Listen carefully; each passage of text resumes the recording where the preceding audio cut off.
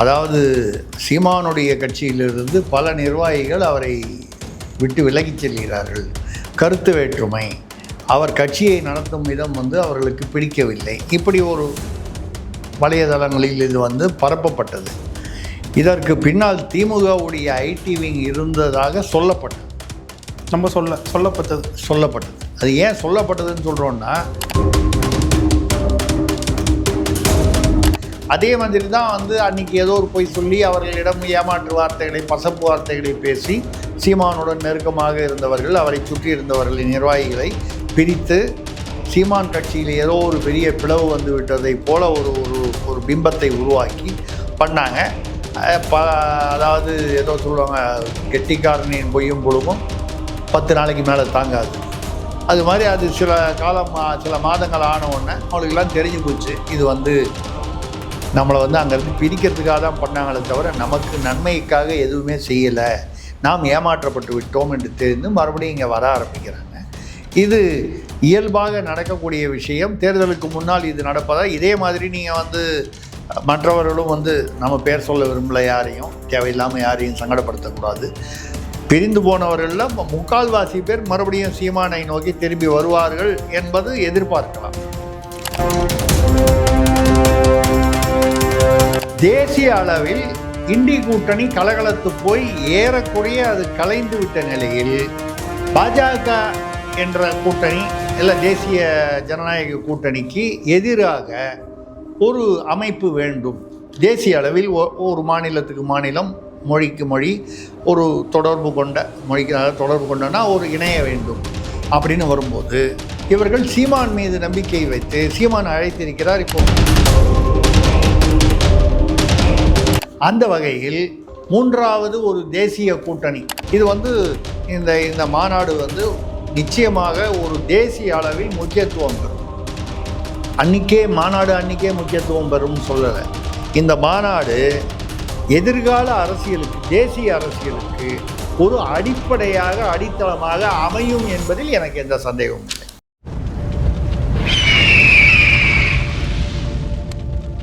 அரசியல் நேயர்களுக்கு வணக்கம். இன்று நம்மோது இணையும் சிறப்பு விருந்தினர் மூத்த பத்திரிகையாளர் திருசக்தி சுந்தரராமன் அவர்கள். வணக்கம் சார்.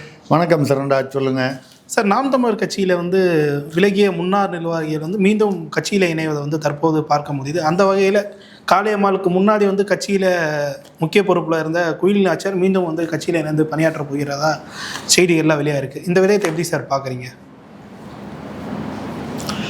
அதாவது சீமான் அவர்களுடைய நாம் தமிழர் கட்சியிலிருந்து ஏறக்குறைய ஒரு 6 மாதத்துக்கு முன்னால், 6 மாதம் 8 மாதம் முன்னால் உங்களுக்கு பார்த்தீங்கன்னா இது என்ன சொல்கிறது, சில பேர் நிர்வாகிகள் சில மாவட்டங்களில் விலகினாங்க.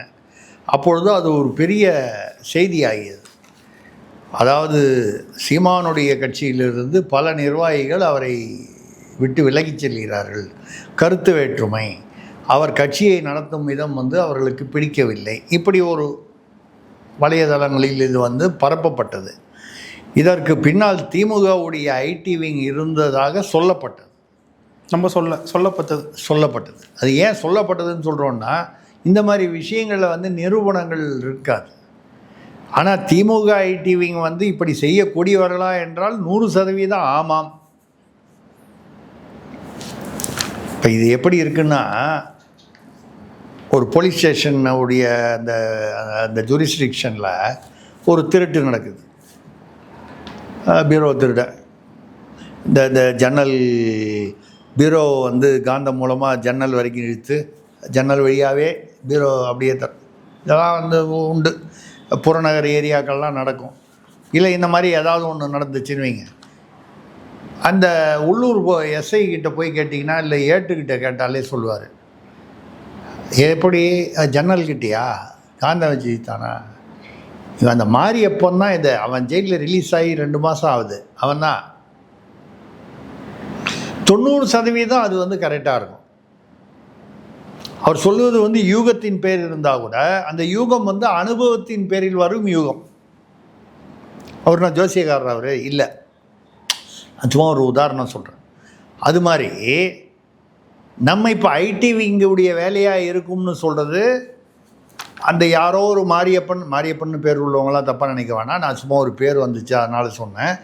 அதாவது அந்த போலீஸ்காரர் வந்து குற்றவாளி இவராகத்தான் இருக்கும் என்று தன்னுடைய அனுபவத்தின் பேரில் ஒரு யூகம் பண்ணுறார் பாருங்க. அந்த வகையில் நம்ம சொல்கிறோம், இந்த மாதிரி சில்மிஷ வேலைகள்லாம் வந்து ஐடி விங்கில் வழக்கமாக அவங்களுக்கு வேணுங்கிற விஷயத்தை பரப்புவாங்க. ஒரு பெரிய ஒரு பிரச்சனை வந்து ஒரு ஊழல் விஷயம்னா சம்மந்தமே இல்லாத ஏதாவது ஒரு சீமான் விஷயமோ இல்லை வேற ஒரு எதிர்கட்சி விஷயமோ இல்லை ஒன்றுமே இல்லாத ஏதோ ஒன்று எங்கேயோ ஒரு கழுதைக்கும் குதிரைக்கும் கல்யாணன்ற மாதிரி ஏதாவது ஒரு விஷயமோ இதை வந்து பெருசுப்படுத்திடுவாங்க, இந்த ஐடி விங் மூலமாக பரப்பிடுவாங்க. அப்போ மக்களுடைய கவனம் சிதறி டைவர்ட் ஆகி இதை படிப்பாங்க, இந்த முக்கியமில்லாத இந்த செய்திகளுக்கு பின்னால் போவாங்க. இவங்க வந்து எதை மறைக்கணும்னு விரும்பினாலும் அதை மறைச்சிடுவாங்க.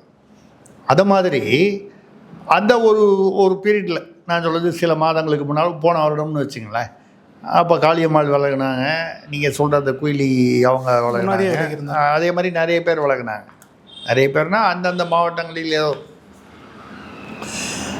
விலகி இவர்களுக்கெல்லாம் என்ன ஏன் அவங்களாம் திரும்பி வர்றாங்க? நான் சொல்கிறது லாஜிக். எனக்கு வந்து அவர்கள் விலகியதற்கான காரணமும் தெரியாது, திரும்பி வந்து சேர்ந்ததற்கான காரணமும் எனக்கு தெரியாது, தெரியறதுக்கு வாய்ப்பு இல்லை. நான் தமிழர் கட்சி உறுப்பினர் இல்லை, எந்த கட்சி உறுப்பினரோ இயக்கத்தின் உறுப்பினரோ இல்லை. என்னன்னா யாரோ இவர்களுக்கு பொய்யான வாக்குறுதிகள் கொடுத்து அங்கிருந்து இழுத்திருப்பாங்க. இப்போ கூட சமீபத்தில் பார்த்தீங்கன்னா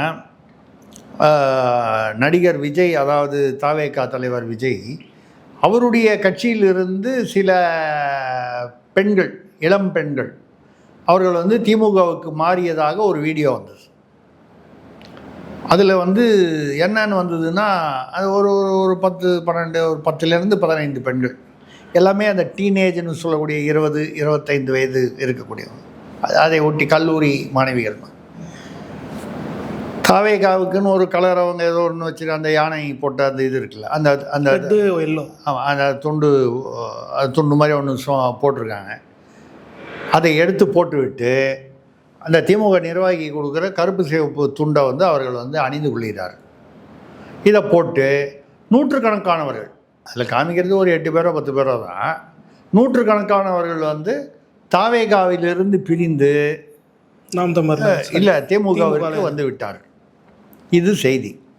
இதுக்கு பின்னாலேயே போய் அந்த பெண்களை வந்து வேறு யாரோ நிருபர்கள், பத்திரிகைக்காரங்க போய் கேட்டிருக்காங்க, நீங்கள் அந்த மாதிரி இல்லைங்க, எங்கள் வீட்டுக்கிட்ட ஒரு அக்கா இருக்குது, அந்த அக்கா வந்து ஒரு விழா ஒன்று வா அப்படின்னு சொல்லி கூப்பிட்டுச்சு, அந்த அக்கா கொஞ்சம் எங்களோட வயதில் மூத்தவங்க, சொன்னால் மரியாதையாக நம்ம வந்து போனோம்.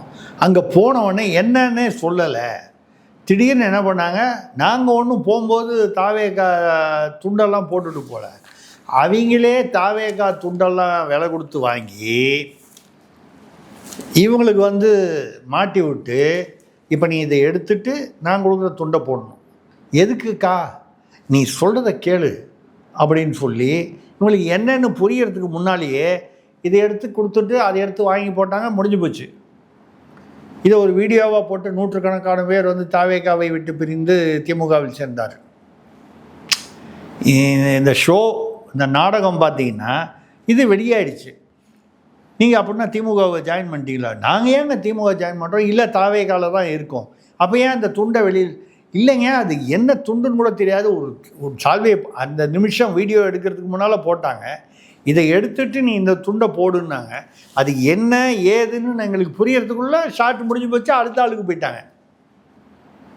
இதுதான் திமுகவுடைய செயல்பாடு, இவருடைய ஸ்டைல் ஆஃப் ஆப்ரேஷன். இதை ஒரு உதாரணமாக தான் நான் சொல்கிறேன். தாவேகா என்பது ஒரு உதாரணம். இதே மாதிரி தான் சீமானுடைய கட்சியில் இருக்கக்கூடிய, சீமானுக்கு நெருக்கமாக இல்லை அவருக்கு அருகில் ஒரு மாவட்டத்தில் இருக்கக்கூடியவர்களிடம் அவர்கள் மனதை கலைத்து, உனக்கு அதை கொடுக்குறேன் இதை கொடுக்குறேன், பணமாவோ இல்லை வேறு ஏதோ அவர்களுக்கு வாக்குறுதி கொடுத்து எங்கள் கட்சிக்கு வந்தேன்னா உன்னை சூப்பராக எங்கேயோ கொண்டு போய் வச்சிருவான்னு சொல்லி கூட்டு போய் அந்த மாதிரி விலக வைத்து, ஏன்னா விலகல் அப்படின்னு அறிவிக்கும் போது சீமானுக்கு ஒரு டேமேஜ் வருது. சீமான் கட்சியிலேருந்து எல்லோரும் விலைக்கு போகிறாங்களே அப்படின்னு ஒரு இம்ப்ரெஷன் க்ரியேட் பண்ணிடுறாங்க. அதுக்கப்புறம் அவங்கதி அங்கே போய் திமுகவில் சேர்ந்து அவன் என்ன ஆனான்றதை பற்றி யாராவது நீங்களோ நானோ பொதுமக்களோ யாராவது கவலைப்படுவார்களா? மாட்டோம். இன்றைக்கி இது செய்தி, விலகல் செய்தி. திமுகவில் போய் அவங்க சேர்ந்து அவங்க ஒன்றுமே இல்லாமல் குப்பை மாதிரி தூக்கி எறியப்பட்டார்கள், இல்லை அவர்கள் சட்டையே செய்யலைங்கிறது செய்தி ஆகாது. நாய் மனுஷனை கடித்தா அது செய்தி ஆகாது. ஆனால் மனுஷன் நாயை கடித்தா செய்தி ஆகும். இது மீடியாவில் உள்ள அடிப்படை தத்துவம். நாயை மனுஷன் கடித்தா செய்தி. ரோட்டில் போனோன்னு நாய் கடிச்சதுன்னா அது நிறைய இடத்துல நடக்கும், செய்தி ஆகலாம் ஆகாமல் இருக்கலாம். அந்த மாதிரி விலகி போவது செய்தி. ஆனால் அங்கே போய் அவன் கதி என்ன ஆச்சுன்னு தெரியாமல் அவனை சட்டையே பண்ணாமல் விலகி வெளியில் வந்தப்புறம் அவனுக்கு வந்துட்டீங்களா தம்பி ரொம்ப சந்தோஷம் அப்படின்னு சொல்கிறதோட அவனுடைய சகாப்தம் முடிந்து விடும். அவன் என்ன பண்ணுவான், ஒரு 6 மாதமோ 1 வருஷமோ நமக்கு ஏதாவது பதவி கொடுப்பாங்க, உள்ளூரில் ஏதாவது கொடுப்பாங்க, பொறுப்பு கொடுப்பாங்க. ரெண்டாவது ஒரு கூட்டத்தில் நமக்கு ஒரு மரியாதை பண்ணுவாங்க. எதுவுமே இல்லை, அவனை குப்பை மாதிரி அவனை குப்பை தொட்டியில் போடுற மாதிரி உதாசீனப்படுத்துகிறார்கள்னு சொல்லும்போது அவன் என்ன பண்ணுவான், நாம் செய்தது தவறு, நாம் ஏமாற்றப்பட்டிருக்கிறோம், புரியுமா இல்லையா? அப்போ என்ன பண்ணுவான், திருப்பி பிறந்த வீட்டுக்கு தான் வருவான்.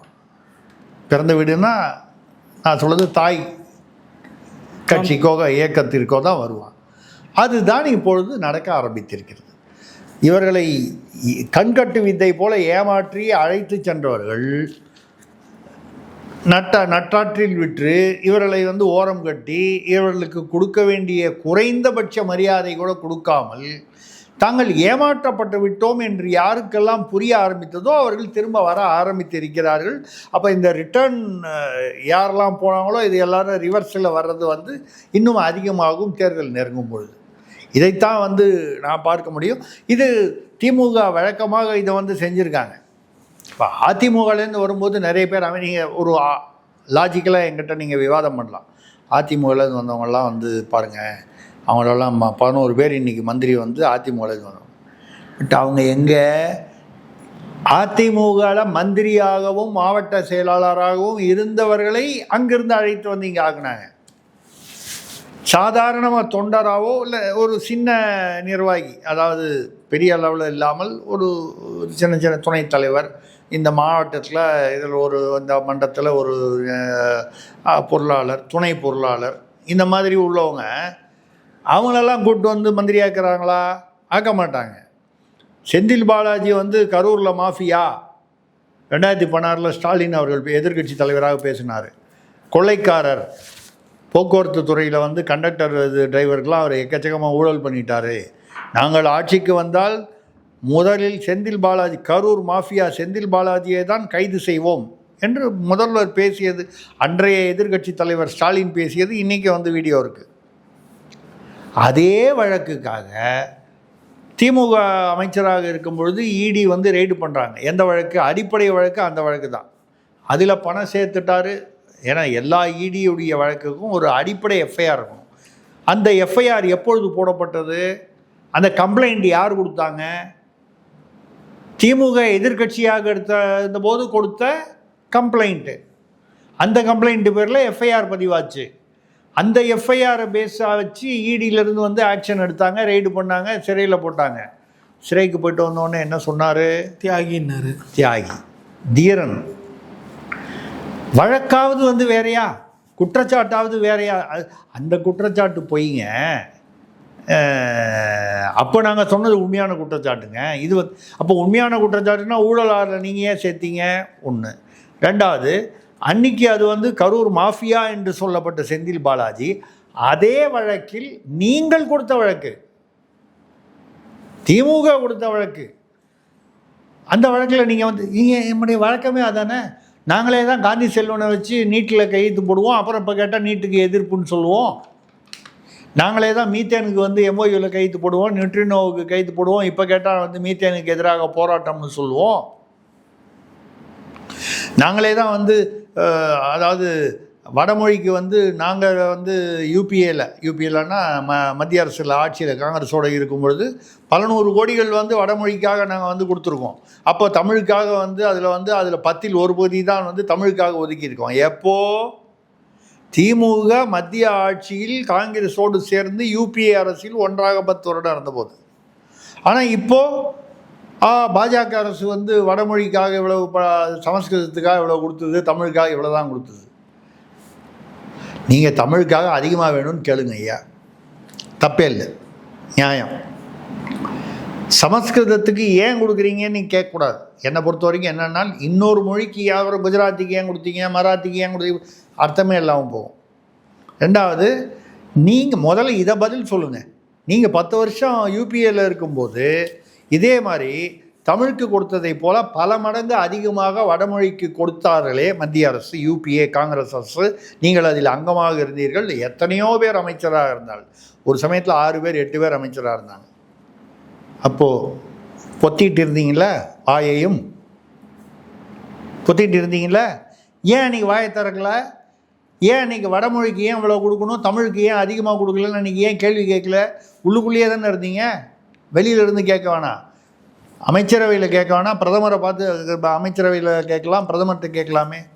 கேட்கலையே நீங்கள். தமிழ்நாடு அரசு வந்து வடமொழிக்காக சமீப காலத்தில் எவ்வளவு கொடுத்திருக்கிறது? நான் கொடுக்கக்கூடாதுன்னு சொல்லலை. நீங்களே இதையும் பண்ணுவீங்க, நீங்களே வேணுங்கும்போது அதை கேள்வியாக மாற்றி நீங்கள் போராட்டம்னு மாற்றுவீங்க, நீட் தேர்வு மாதிரி.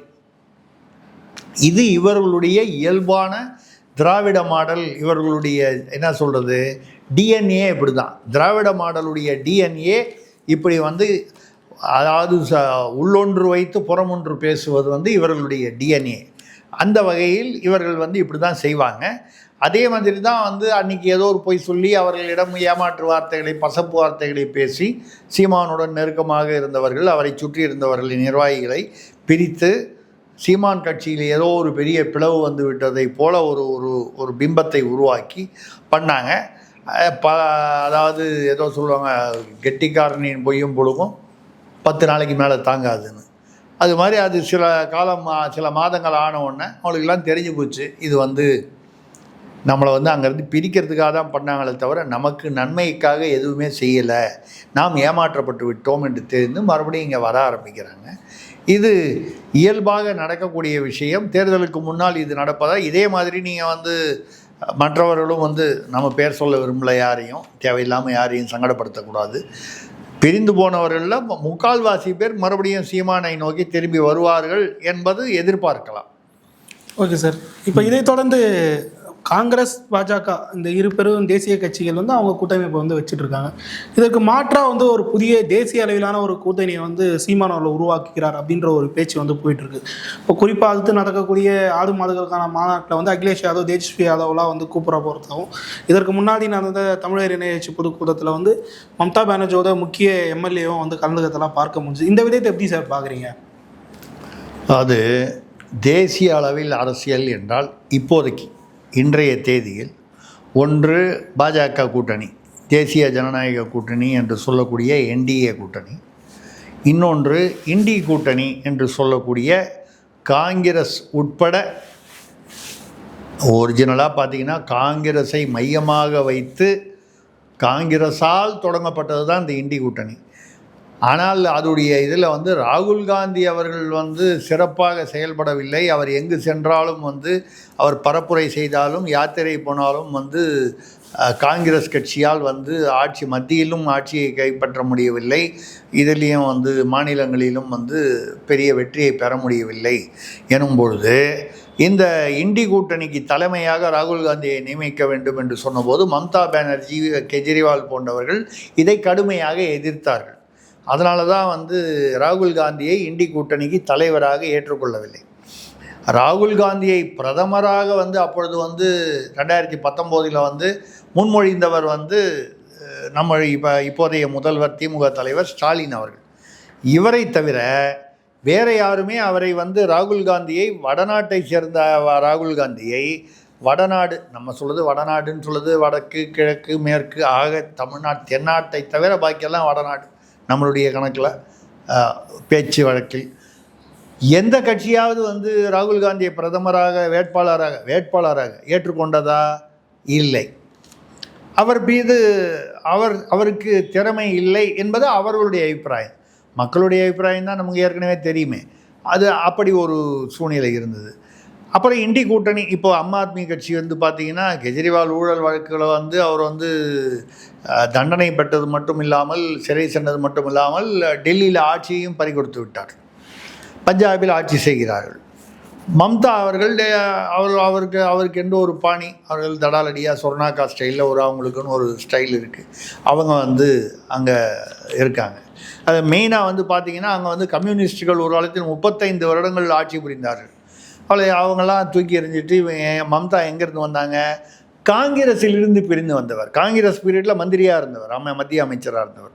அவங்க பிரிஞ்சு வந்து கட்சி அமைச்சாங்க. இன்றைக்கி வந்து அங்கே போட்டியே வந்து மம்தாவுடைய திரிணாமுல் காங்கிரஸிற்கும் பாஜகவிற்கும் தான் போட்டியே தவிர, காங்கிரஸ் அங்கே வந்து 3வது இடத்துல தான் இருக்குது, கம்யூனிஸ்ட் 4வது இடத்துல இருக்குது.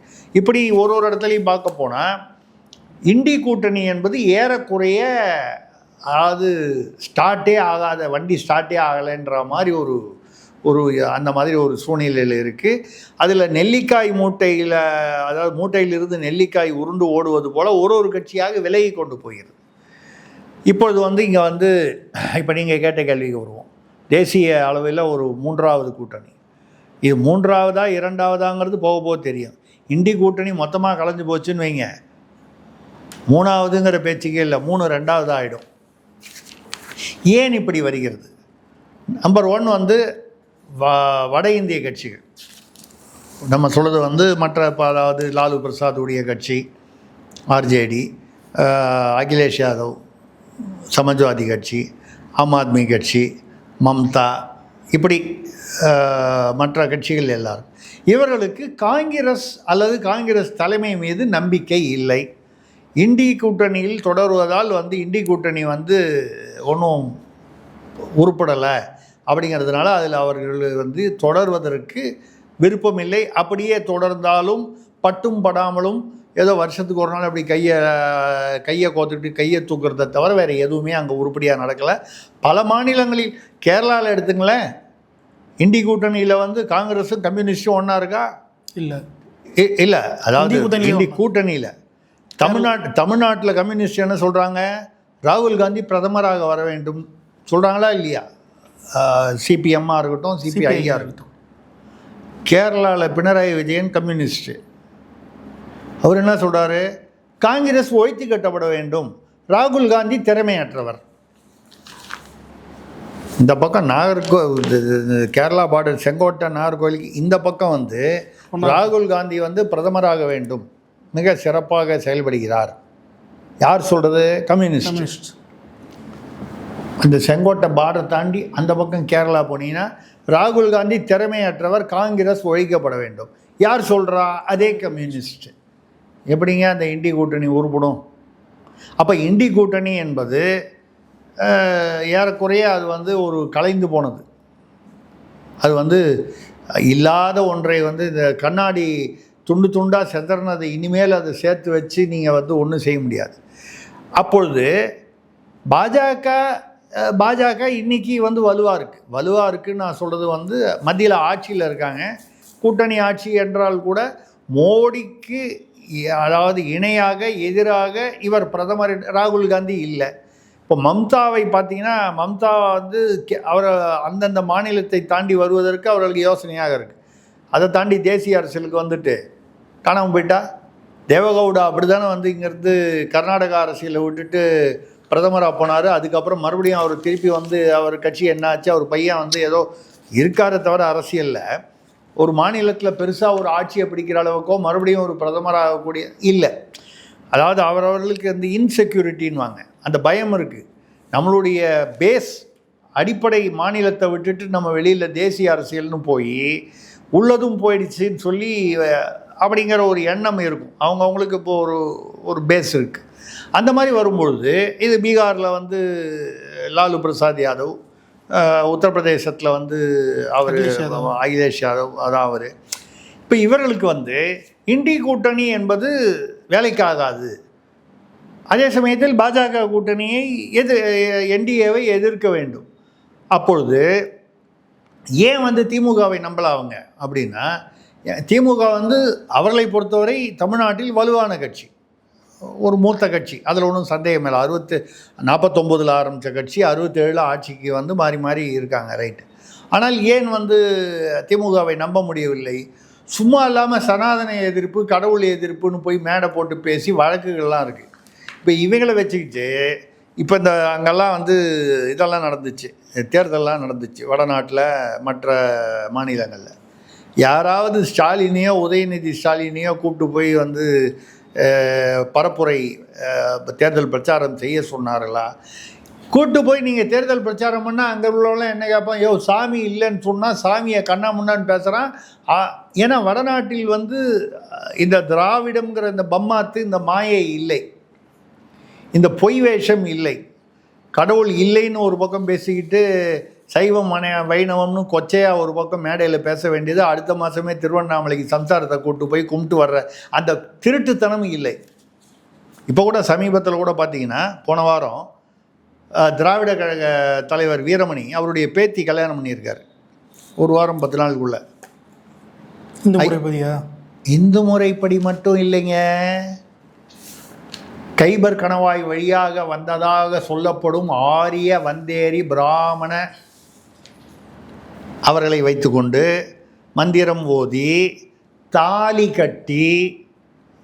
கட்டினா இந்து முறைப்படி தானே, தாலி கட்டி அவருடைய பேத்திக்கு திருமணம் அவர் வச்சு நடத்தியிருக்காரு. ஊரில் இருக்கிற பொம்பளைங்கள்லாம் வந்து மேடையில் கூப்பிட்டு நிற்க வச்சு தாலியாக இருக்கணும், தாலி வந்து பெண் அடிமைக்கான இது கேட்டால் ஈரோட்டுக்காரர் சொன்னார்.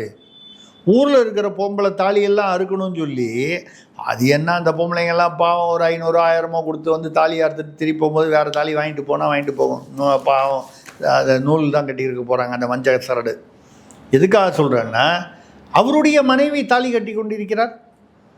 100 ஆண்டு இவர் வாழட்டும், அவர்கள் சுமங்கலியாக இருக்கட்டும், நாம் வாழ்த்துவோம், வணங்குவோம். அவருடைய மகனுக்கு வந்து மணக்குள விநாயகர் கோயிலில் வந்து பாண்டிச்சேரியில் திருமணம் செய்து வைத்தார். யாரை வைத்து திருமணம் செய்து வைத்தார்? ஐயர்களை வைத்து திருமணம் செய்து வைத்தார். தாலி கட்டி கடவுள் சந்நிதியில் வந்து கோயிலில் வைத்து திருமணம் செய்து வைத்தார்.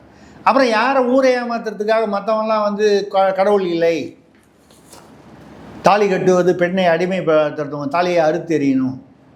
பெரியார் சொன்னார், கர்ப்பப்பையை அறுத்து எறிந்து விட்டால் வந்து பெண்ணடிமை தீர்ந்து விடும்.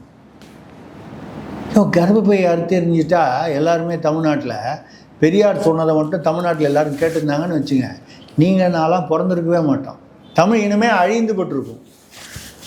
இவர்கள் எதையுமே வந்து ஒரு ஒரு ஒரு லாஜிக்கு, அதாவது ஒரு புத்திசாலித்தனமாக பேசலான்னா கூட பரவாயில்ல, முட்டாள்தனமாக பேசாமல் இருப்பதே புத்திசாலித்தனம். எல்லா பொண்ணுங்களும் வந்து கர்ப்பப்பையை வந்து இது அடிமைத்தனம் சொல்லி எடுத்து போட்டால் அதுக்கப்புறம் குழந்தைய பிறக்காது, தமிழ் இனத்தை அழிக்க வேண்டும் என்பது தான். அப்படி என்றால் இவர்களை போன்றவர்களுடைய எண்ணமா? அப்புறம் அவரை போய் தமிழ் தந்தைங்கிறீங்க. இப்படி இப்போ வீரமணி சொன்னேன், இப்போ போன வாரம் நடந்துச்சு, போன வாரம் ஒரு சமீபத்தில். இப்படி இவர்கள் வந்து வெளிவேஷக்காரர்கள். இந்த வெளிவேஷக்காரர்களை கொண்டு போய் அங்கே வந்து இவங்க உள்ளுக்குள்ளே இந்த வெளிவேஷம் போடுறாங்கன்றது இப்போ உங்களுக்கு எனக்கு தெரியும். வீரமணி வந்து அவர் பையன் மணக்குள விநாயகர் இதில் இப்போ இல்லை, ரொம்ப வருஷம் முன்னால் கல்யாணம் பண்ணார் அப்படிங்கிறது யாருக்கு தெரியும்? தமிழ்நாட்டில் உள்ளவர்களுக்கும், அதுவும் வந்து என்னை போன்ற தலைமுறையில் உள்ளவர்களுக்கு தெரியும். அடுத்த தலைமுறையானவங்கள கேட்டால், நிஜமாவா சார் சொல்கிறது உண்மையாக இருக்குமா, இல்லை சார் கப்புன்னு அடித்து விட்டாரா, சந்தேகம் வருதா இல்லையா உங்களுக்கு? ஆனால் ஆவணங்களுடன் நிரூபிக்கக்கூடிய விஷயம். ஏன்னா அந்த தலைமுறை தாண்டிடுச்சுன்னா அது மறைஞ்சிருது. இதை மறைக்க வேண்டும் என்பது தானே இவர்களுடைய எண்ணமே. அந்த மாதிரி வரும்பொழுது இவர்கள் இந்த மாதிரி உள்ளுக்குள் அத்தியவரதர் வந்தபோது, காஞ்சிபுரத்தில் இருந்த அத்தியவரதர் 12 வருஷத்துக்கு ஒரு தடவை மேலே கொண்டு திகாவை சேர்ந்தவர்களும் திமுகவை சேர்ந்து கடவுள் இல்லை என்று சொல்பவர்கள் தான் குடும்பத்தோடு முதல்ல போய் விஐபி பாஸ் வாங்கி பார்த்துட்டு வந்தாங்க. அப்புறம் என்ன வெண்டைக்காய்க்கு வந்து நீங்கள் வந்து கடவுள் இல்லைன்னு வெளியில் பேசுகிறீங்க. இதுதான் இந்தி கூட்டணி பிரச்சனையாக அமைதோ? எதுக்காக சொல்கிறேன்னா, இவங்களை கூட்டு போய் அங்கே வந்து பிரச்சாரம் பண்ணால் அவன் ஓட்டு போடுறவனும் ஓட்டு போட மாட்டான் எதிர்கட்சிக்கு.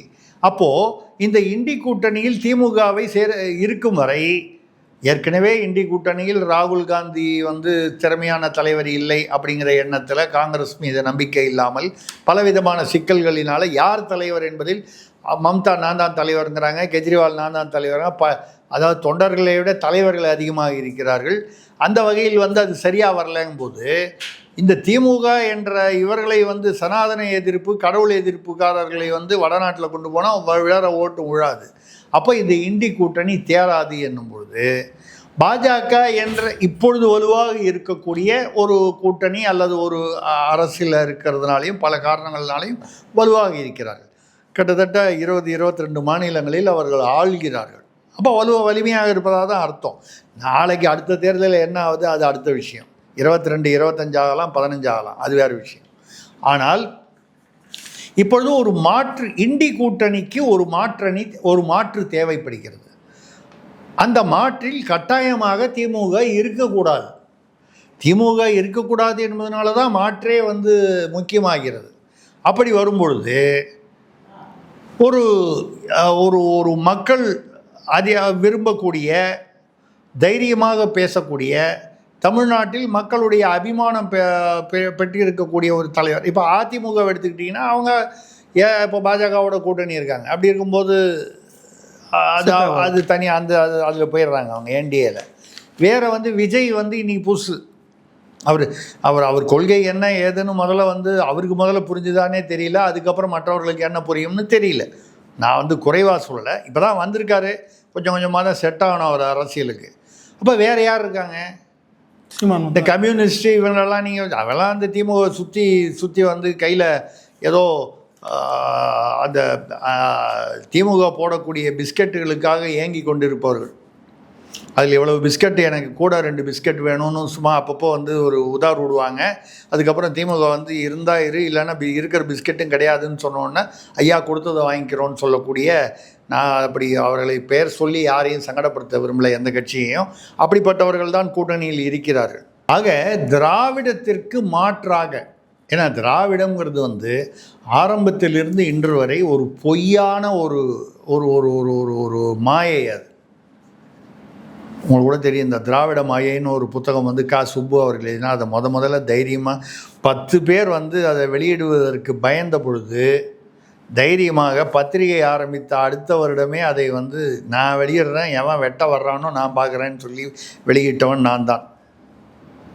எங்களுடைய திருசக்தி பதிப்பகத்தில் தான் வெளியிட்டோம். அதுக்கப்புறம் மறுபதிப்பெல்லாம் வேறு யாரோ வெளியிட்டாங்க. அது ரைட்டு. எதுக்காக சொல்கிறேன்னால், இந்த திராவிடம் என்பது வெறும் மாயை, பம்மாத்து, டுபாகூர், ஏமாற்று, மோசடி. யார் வந்து திராவிடத்தில் வந்து ஒன்றா இருக்காங்க? கர்நாடகம், நீங்கள் இவங்கெல்லாம் கேரளாலாம் தண்ணி கொடுக்குறானா? திராவிடத்தை வைத்து அவங்கள்ட்ட போய் பேச முடியுதா? இல்லையே. கேரளா என்னாச்சு, கர்நாடகா என்னாச்சு, ஆந்திரா என்னாச்சு, இன்றைக்கி தெலுங்கானா, எதுவும் திராவிடம்னு அவங்க யாராவது திராவிடம்னு அடையாளப்படுத்தி கொள்கிறார்களா? அப்போ திராவிடம் என்பது இங்கே வந்து தமிழர் அல்லாதவர்கள் தாங்கள் விரட்டப்பட்டு விடுவோமோ மதராஸ் மாகாணமாக இருந்த பீரியட்லேருந்து அப்படிங்கிற பயத்தினால் தங்களை தமிழர்கள் என்று சொல்லிக்கொள்ளாமல் திராவிடர்கள் என்று சொன்னார். இப்போ கூட கேட்டாங்க, பவன் கல்யாணுக்கும் முருகா மாநாட்டுக்கும் என்ன சம்பந்தம்னு கேட்டாங்க. இவர் சேகர் பாபு கேட்டார். அப்படி பார்த்தா நிறைய கேட்கலாமே. சோனியா காந்திக்கும் ராகுல் காந்திக்கும் தமிழ்நாட்டுக்கு என்ன சம்மந்தம்னு கேட்டால் என்ன பதில் சொல்ல போகிறாங்க?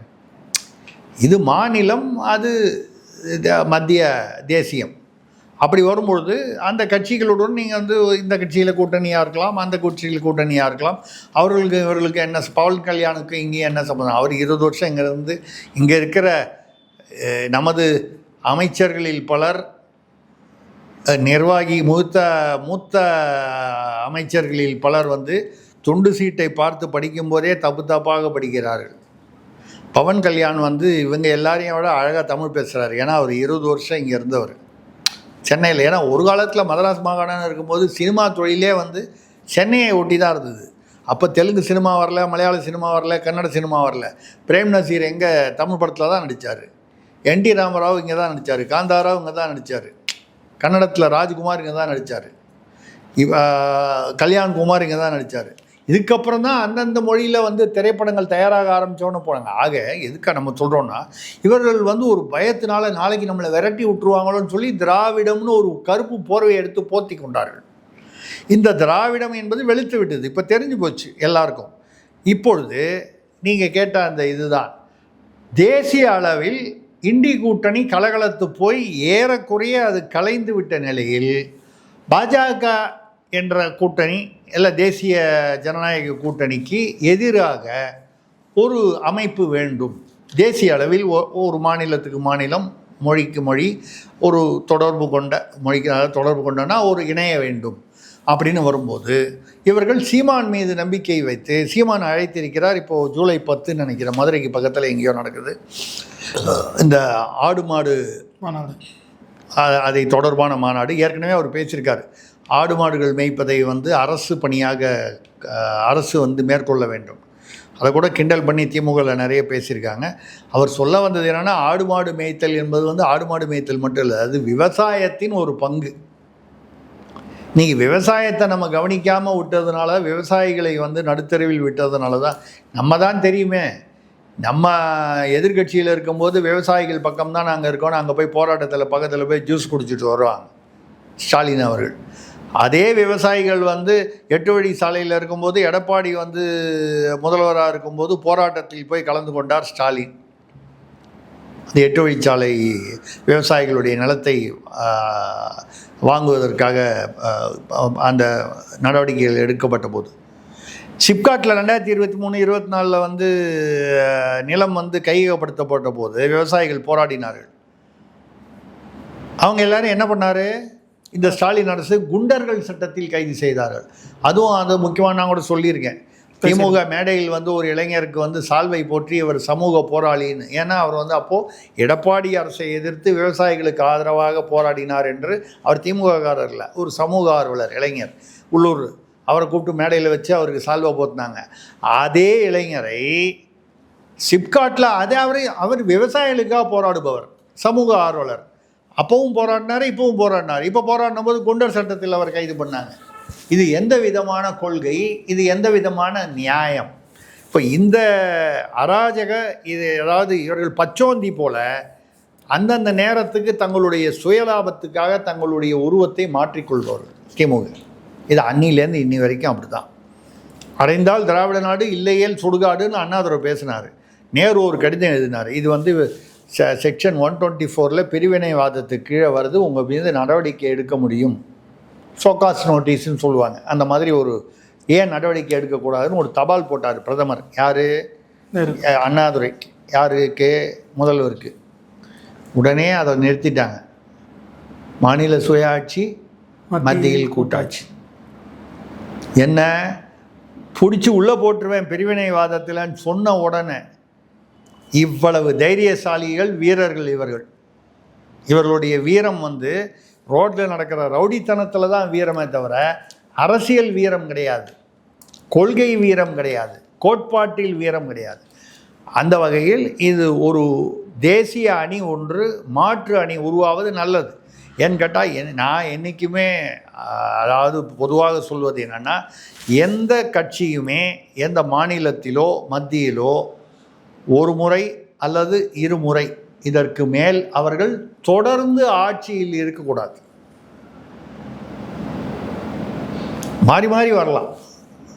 ஒரே ஒருத்தர் ஆட்சி பண்ணிவிட்டு அதுக்கப்புறம் கட்சியை கலைச்சிட்டு போயிடணும்னு எதிர்பார்த்தா நடக்குமா? நடக்காது. ஏன் வந்து தொடர்ந்து ஆட்சியில் இருக்கக்கூடாதுன்னு நான் சொல்கிறேன்னா, ஆட்சியில் தொடர்ந்து வந்தால் அவர்களுக்கு எதிரிகள் பலவீனப்பட்டு அவர்களுக்கு வந்து ஆணவம் வந்துவிடும். நம்ம என்ன வேணாலும் செய்யலாம், நம்மளை யாரும் கேட்க முடியாது, இவங்கெல்லாம் ஒன்றா சேர்ந்து நம்மளை என்ன பண்ண முடியும் அப்படின்னு வந்துடும்.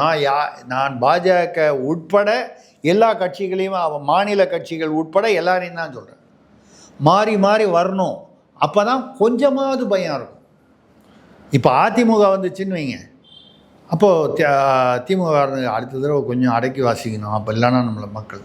இப்போ அதிமுக திமுகன்னு மாறி மூன்றாவது, அது சீமானாக இருக்கலாம், விஜயாக இருக்கலாம், வேறு ஒரு கட்சியாக இருக்கலாம், இல்லை ஏதோ ஒரு கூட்டணியாக இருக்கலாம். நான் வந்து யாரையும் வந்து இந்த கட்சி நான் எந்த கட்சியை சார்ந்தவனும் இல்லை, இவங்க தான் வரணும்னு நான் போய் மிஞ்சி போட்டால் ஒரு ஆளுக்கு ஓட்டு போடலாம் ஒரு கட்சிக்கு, அது ஒன்றும் பெரிய வித்தியாசப்படும். நான் சொல்வது என்னென்னா, இந்த மாற்றம் வர வேண்டும். இந்த மாற்றத்தை பார்த்து தான் ஓரளவுக்காவது ஊழல் கம்மியாகவும் ஆட்சி நிர்வாகம் ஓரளவுக்கு நியாயமாக நடக்கும். அந்த வகையில் மூன்றாவது ஒரு தேசிய கூட்டணி, அது மூன்றாவதுங்கிறது என்னை பொறுத்த வரைக்கும் கிட்டத்தட்ட இரண்டாவது தான். ஏன்னா ரெண்டாவது ஏற்கனவே கலகலத்து போய் உடைந்த கண்ணாடி சில்லுகளாக இருக்கின்றன என்னும் பொழுது இது இந்த மாநாடு நிச்சயமாக ஒரு தேசிய அளவில் முக்கியத்துவம் பெறும். மாநாடு அன்றைக்கே முக்கியத்துவம் பெறும்னு சொல்லலை. இந்த மாநாடு எதிர்கால அரசியலுக்கு, தேசிய அரசியலுக்கு ஒரு அடிப்படையாக, அடித்தளமாக அமையும் என்பதில் எனக்கு எந்த சந்தேகமும் இல்லை.